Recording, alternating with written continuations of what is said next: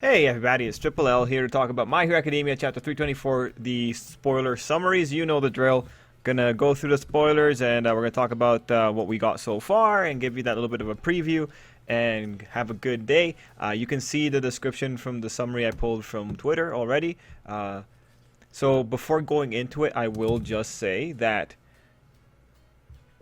for me, I think, as a reader, this chapter is pretty great for me. It made me cry. I was like, all right, you know what? That's a win. Good job. Really, with Ochako, it's such a interesting thing with that character. She's not the one that gets the tears out of me, although I gotta say, when you look at the chapter, it actually has a lot of visuals, and this is one of those cases where the visuals really add a whole different layer to the just dialogue that we get. So in terms of like the visual storytelling, I think the author really brought it. I'm going to read you the summary, but the summary doesn't do the chapter justice when it comes to just the visuals that are coming out. There was one great panel of Ochako wiping her nose, and it looks small, but that kind of imperfection, you don't see imperfection like that occurring unless it's a notable character gag or a character gimmick. But when you see when you couple that imperfection along with the title of the chapter, and you also look at that, I think with one of the flashback panels for Ochako, it really gives a big idea. Like when you see her wiping her nose, it's like pretty much, I think, playing on the idea of a snot-nosed brat, and I will talk about this in the chapter review proper. And the reason the snot-nosed brat thing works is because the chapter is reminding you that these are children. So when you have that there, you have that moment of vulnerability, it adds so many dimensions to the chapter. So really, this is one where the visuals cannot be separated from the dialogue, because the visuals add an extra component that the dialogue itself isn't able to tell you. And this is especially noticeable in this chapter because Ochako doesn't answer the big question directly, and the question is, who helps heroes when they're suffering? The answer to that question is told through multiple different people, like always. And I think that was a good move on the author's part, because making Ochako answer that question directly is just, there's too many ways for that to go wrong, just because of the nature of that question and the nature of Ochako's character. We'll talk more about that maybe on the live stream if people want to talk about that, but we'll definitely talk about it on the chapter review on Sunday or Monday, depending on when I put it out. In terms of, like, are there any fine wording that we have to watch out for? Well, we'll find out. We'll go through and I'll let you know. But overall, on an emotional level, I think this chapter was great. Like, just Coda by himself is enough for me to just be like, yeah, I'm satisfied as a reader. It made me feel something. That's all I really want. On a critical level, I do think because of the rush nature of Hero Academia right now, and I think because of the way that things have to be brought together, the author had to be he had to put in a lot of different ideas, and the way that he melded them together, while on paper masterful, the fact that he had to do it is unfortunate. Like I said this when we were finding out the spoilers last night, but I do not envy the author on this one. Like, this was just watching this guy do his best to try and bring these things all together, while also trying to minimize how stupid it might have looked. But in the grand scheme of things, if Ochako doesn't have a great moment later in the manga, this might be a chapter where Ochako detractors will point back to it and talk about it as an example of just a failure towards Ochako, because these kind of moments really do require more from the character later on. Mind you, I think she's going to get that, because especially in this chapter, there is an indication that Ochako's storyline isn't over. And that is Toga. And if you follow the channel, you know that I've been saying that it's Toga and Ochako. They're gonna, like, that's Ochako's final villain.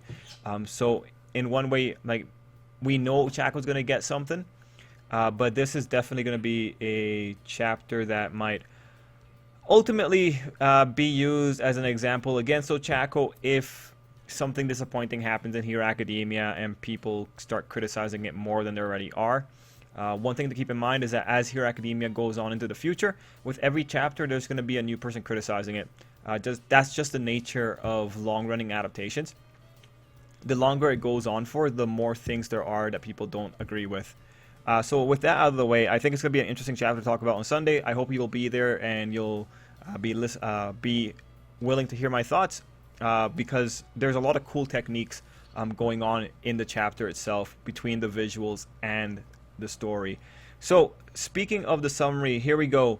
We get a long narration from Uraraka saying that she always loves seeing people happy. This is a follow-up on joint training. This is the last time we got like the actual scene going on, and this is actually a really good opening because of what Uraraka says here. And when she saw heroes in action, she paid more attention to other people's smiling faces than to the heroes themselves.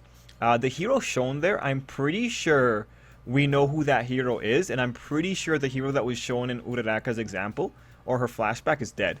Anyway, people finally seem to notice the mess Izuku has become, commenting that he looks weakened and all beaten up. The giant woman says that he saved her and then immediately left to continue fighting. Alright, so the summary does not give us the good information here, because, especially for this chapter, it's going to be a chapter of little details. So when it comes to Uraraka narrating, I've always loved seeing people's faces. There is more to it, right? Uraraka continues saying, my parents always had this perpetual kind of tired look on their face, and this is a follow through from what we got in joint training. And to me, that was painful. Like, we know that makes sense. Uraraka, we know she cares about her parents. She goes on to say, when I saw my first hero activity, my eyes went to the expressions of the surrounding people. That's what we got in the spoiler. In between that, that's where you have the giant lady making a note about Izuku. And those are the notes there. So just keep in mind when the giant lady is saying that he saved her, she's just saying that to herself. No one's really listening to her. She's just saying this out loud so that the reader knows that she recognizes Izuku. Then we go into more of the summary. Uraraka's narration is split over the course of the chapter, which is going to make this a little bit harder for me too, because I have to remember where exactly the narration happens here. But a man keeps questioning and asks Uraraka. This is the guy that was talking in the previous chapter. And we do see an All Might t-shirt on him, so he's a fan of heroes, which adds another interesting dimension to this. Anyway, the man keeps questioning and asks Uraraka if she's asking the civilians to also get covered in mud and blood as well, which is an insane proposition, but they're being set up as very unreasonable. She says that that's not it. They just need to give Izuku some time to clean up all the mud. The students are shocked as they watch Ochako. Ida tells Izuku that right now she is fighting to protect everyone's smile, including his. Izuku begins to cry and shout her name. She continues her speech saying that the heroes can't put people at ease because they are also afraid. If you were watching the last chapter review, like I mentioned this, the heroes are in it with the civilians. We've been saying this for a very long time. The heroes are people too. But this is good because the civilian population in Hero Academia needs to hear this. And a good chunk of the Stain fans in the real world need to hear this as well. And this shows that they are just like everyone else. In the narration, she wonders once again who will save the heroes when they are in pain. We see panels showing several characters, including Aizawa, who is still in the hospital. I will add that Aizawa seems to be looking at a screen. So he might be looking at this situation somehow. He's looking at something. Now, going back to little details. Now, when it was talking about the ones covered in mud are the heroes, in response to the guy asking if they should get covered in mud as well, personally, I feel the civilians, yeah, they should probably get covered in a little bit of mud. I mean, it's a society, right? Everyone should work together to make things better. But when Uraraka talks about the people covered in mud, she said the heroes are covered in mud and they're only asking for time to wipe away the mud, right? They're just asking for the basic rest that a person should be allowed. So that's a little note there. Let's see. When it comes to Ida doesn't tell Izuku that Uraraka is fighting for the sake of the people's smiles and Izuku's smile. He's narrating that inwardly, or he's thinking that inwardly. So no words are said to Izuku. That's one important thing to keep in mind, or just looking from the translation. One other thing here is Ida in the chapter is essentially the first part of the answer, where he's saying like, oh, who helps heroes when they're suffering? Well, look, Uraraka's up there right now. She's both protecting the smiles of the people and she's protecting the smiles of the heroes. That's what she's doing. So people help people, heroes help heroes. People help heroes by letting the heroes be people. Throughout this sequence as well, Uraraka goes on and tells the civilian population that right now they actually can't help take away their worries, which I think really good move. I love some honesty coming in there. It's very nice that she said it out loud. Best Genius already touched on this before, that they are not in the best situation. So Uraraka just comes in and reiterates that particular point, but she adds in the emotional angle of like, we're also scared, which again, things that we've talked about before, but again, the civilian population is who needs to hear it. Before you go into the sequence of seeing Aizawa, you also have Uraraka telling everyone that, yeah, heroes are the same as them. Did the summary mention it? Oh, yeah, no, it just says this shows that they are just like everyone else. Yeah, no. Okay, so it's there. Moving into the next part of the summary. Sorry, again, this is so tricky because Uraraka's narration is split across the entire chapter. Another flashback of Uraraka with her parents. They are watching the fight of a hero named Eel Boy, which is a man that we saw later who was killed by Twice, but Ochako is too busy looking at other people's expressions. Now, this is a really critical thing because this is one of those self-aware moments. Eel Boy wins and smiles at her, which makes Ochako laugh. She asks the civilians to lend their strength so that they can get through these difficult times, so that they can all smile together again. At this moment, she remembers Toga crying and hesitates for a second, and that right there is the indication that the Toga plotline is still happening. Now, what this indicates is that Ochako hasn't fully integrated the villains into this new rhetoric, which is just saying that there's more growth, which is really smart on the author because he kind of needs more growth for Ochako to be able to keep her compelling. Mind you, the growth is going to be slightly mimicking Izuku's because Izuku is already on the save the villains pathway. But the idea that Ochako is treading ground that other people have already tread, that's been her since the beginning of the story. So more of the same in that regard. Point is, if you like Ochako now, you're not going to suddenly start disliking her because she's retreading the ground that Izuku's treading. Mind you, again, she's also going to have to put in so much stipulations here. She's also going to have her own maybe unique twist on it. Anyway, she asks the civilians to stay by Izuku's side while he rests. She says that he has tried to carry the burden of his quirk all by himself, but that deep down he is still just a high school student who still has a lot to learn. Really good stuff. Izuku falls on his knees as he remembers the first time he met Uraraka at UA's entrance exam. The simplicity of that drawing was also so good because it reminded you, yeah, like they really look like kids, even though that was only a year ago. So that was pretty great. We then get a double page of her yelling, "Let him stay here at his Hero Academia." At the same time, we have a narration from adult Izuku. Might not be adult Izuku, but future Izuku. We have a narration from future Izuku. He said that this is the story of how he became the greatest hero, and also the story. Oh, good God, this is just so many. It's just so split. The principal remembers his speech about lack of understanding and intolerance, and how sometimes it only takes one step for people to understand each other. The giant woman and Kota dash towards Izuku, and we see a mini flashback of Kota choosing his red sneakers. This is the moment that made me cry. The narration continues, and also it is the story of how we all became the greatest hero. Izuku is crouched on the ground crying as Kota and giant woman reach out to him. And again, going back to like the spoilers here. When it comes to that moment where they're talking about Ochako looking at a hero, right? Where she was looking more at the people who were happy seeing the hero. First off, baby Ochako looks adorable. But it was really interesting because it was Ochako's dad that asked her, "Where were you looking? The hero is over there." And this is really interesting because it shows again Ochako's progression from being a civilian to being a hero. Really, we should be thanking the father for redirecting her gaze here.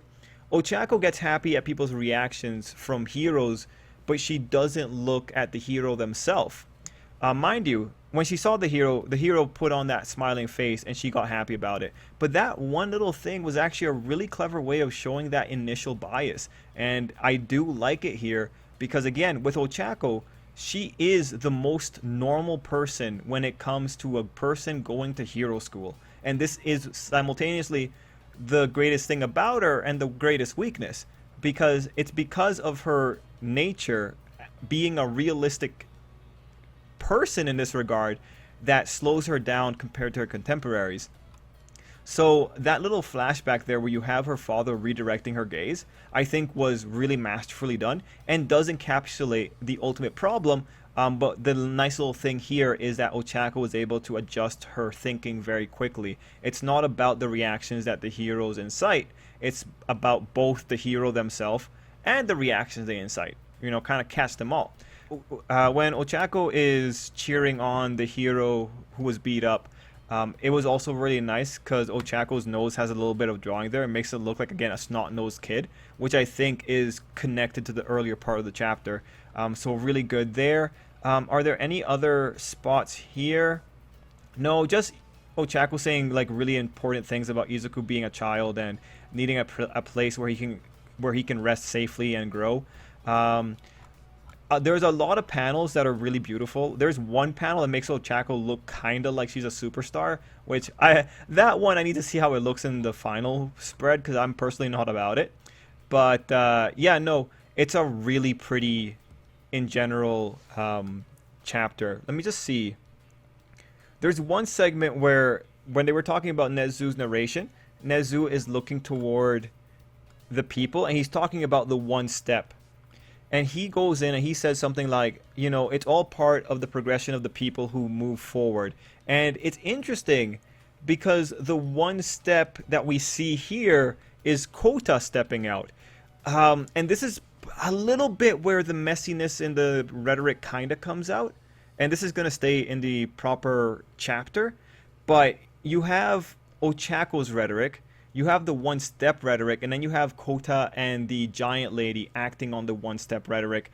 And ultimately, Kota and the giant lady are acting on the one-step rhetoric because Kota and the giant lady have been benefited by Izuku. You can see like a little bit of the dark part there, but when you think about it, the one-step rhetoric, that one first step, can be really anything. There's just so many moving parts here, and the complexity is really that one-step rhetoric is what holds the entire chapter together thematically.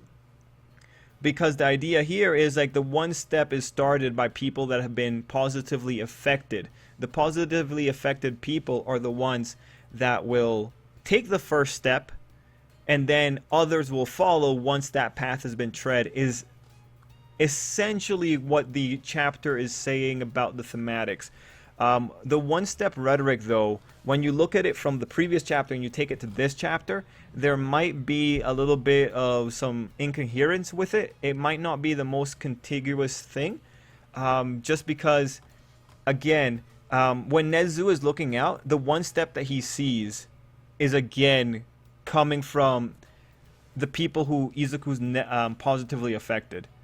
So it's going to be interesting to talk about this. And ultimately, I do think the one-step rhetoric is trying, like the author tried to make this one thing glue together different ideas.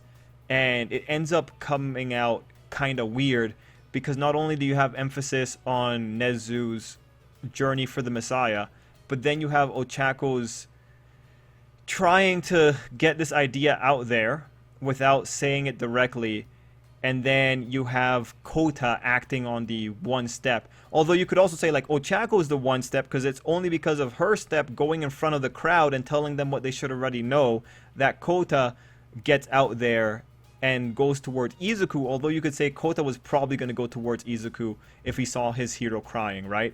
Like, it's again, not envious of the stuff that the author had to try and pull off with this particular chapter. That said, it'll be fun to talk about the chapter on Sunday. Everyone, let me know what you thought down below. I have a link to Mangahelpers down below, so you can go look at the pictures yourself. It's going to be attached to like their forum. And yeah, everyone, thank you so much for watching. We also see the guy from the first chapter. I forgot to mention that. But overall, that's the chapter. Oh wait, actually, one more thing. You might notice that the spoilers are really short this week because we only really have 2.5 pages of a summary. The reason for that is that a lot of the pages are taken up just by panels of Izuku crying or panels of people's faces. A lot of these panels are silent. So that's another thing that kind of is going to make the chapter go by very quickly. Anyway, everyone, thank you so much for watching. Let me know what you thought down below. And until next time, I hope you have an absolutely great day.